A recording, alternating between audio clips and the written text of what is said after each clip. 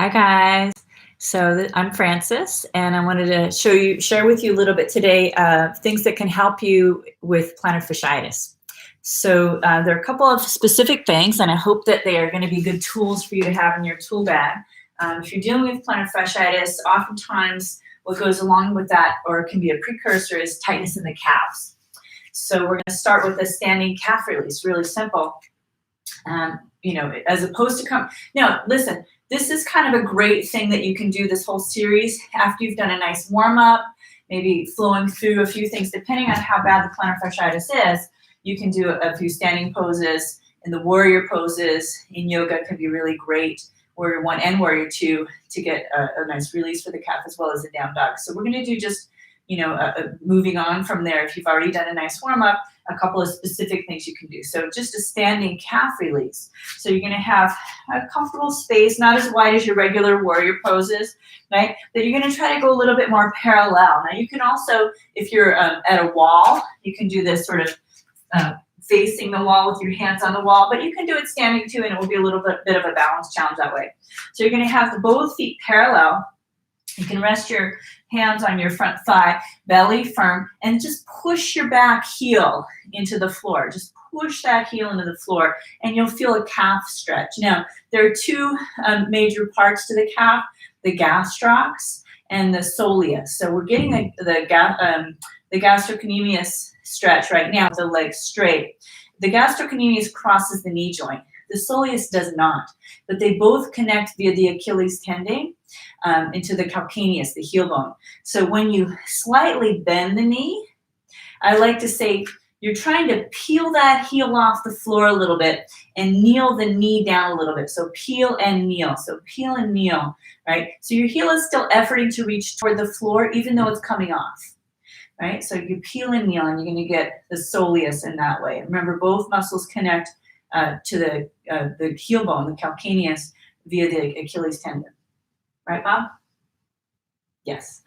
All right, so let's do the second side. So you're going to go ahead and come to that shorter stance, both feet parallel. Oftentimes the back foot will try to be kind of turned down a little bit.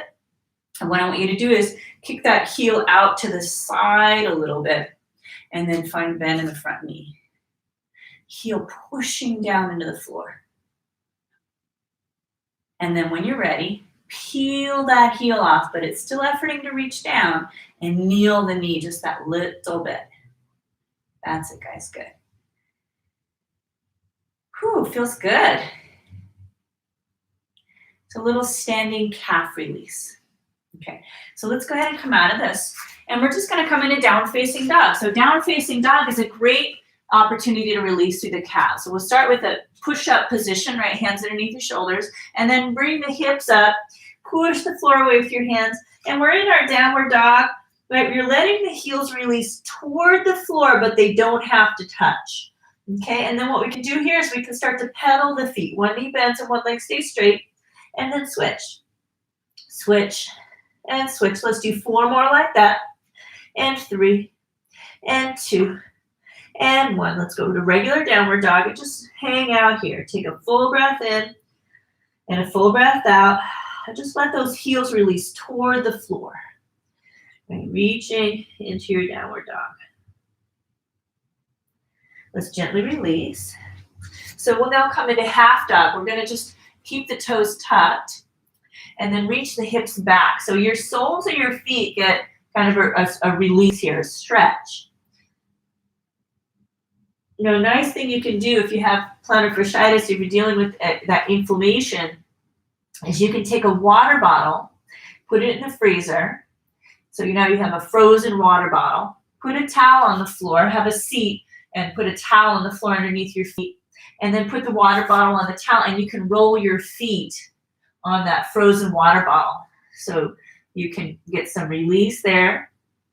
But also the ice is really great to help that inflammation.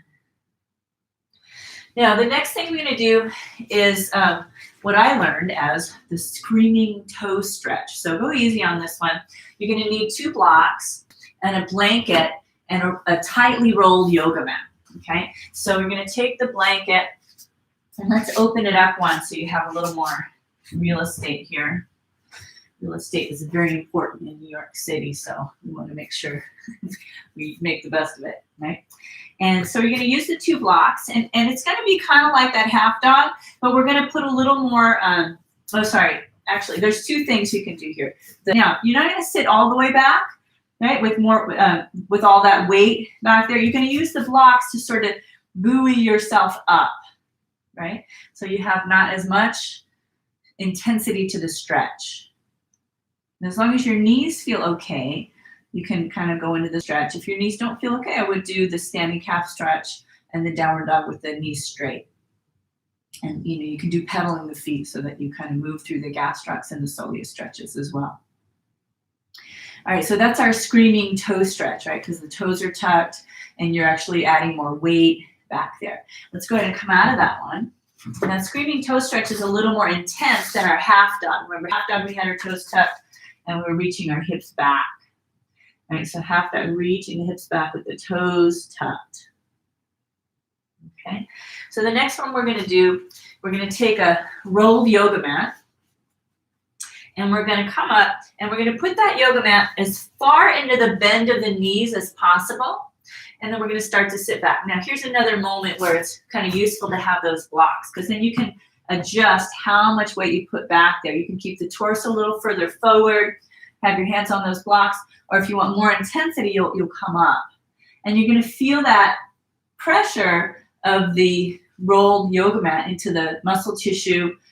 You're going to feel it in the hamstrings on the back of the thighs, but also in the calf.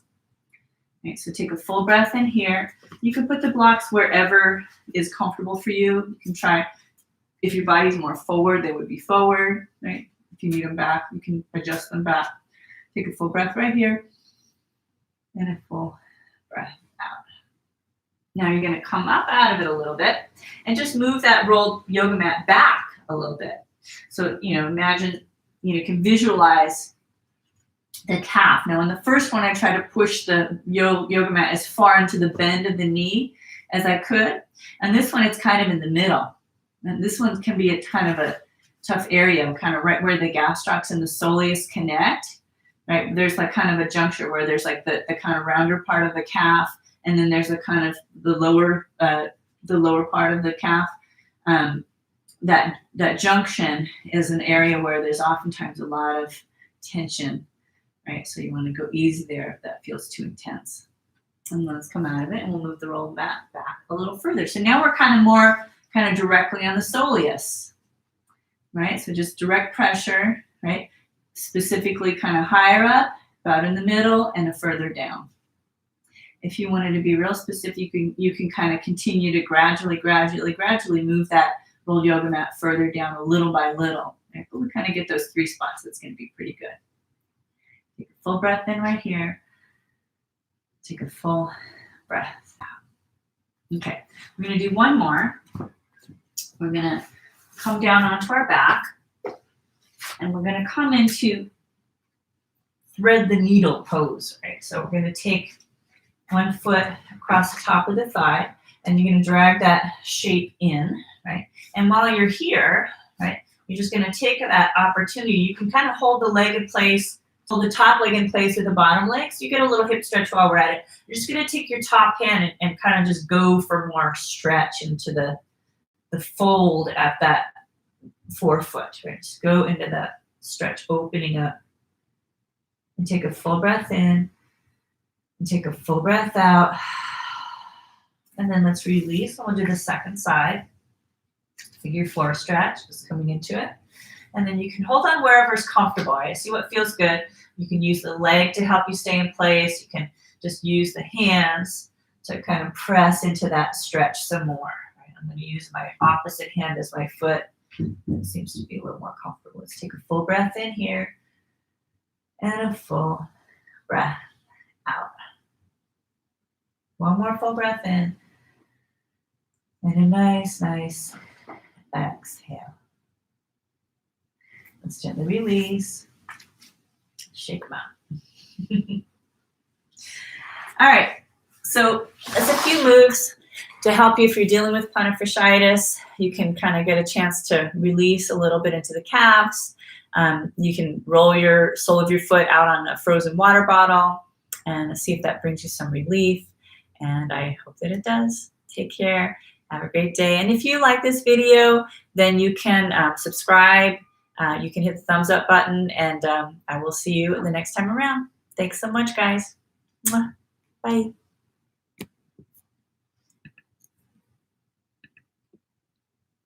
That's the first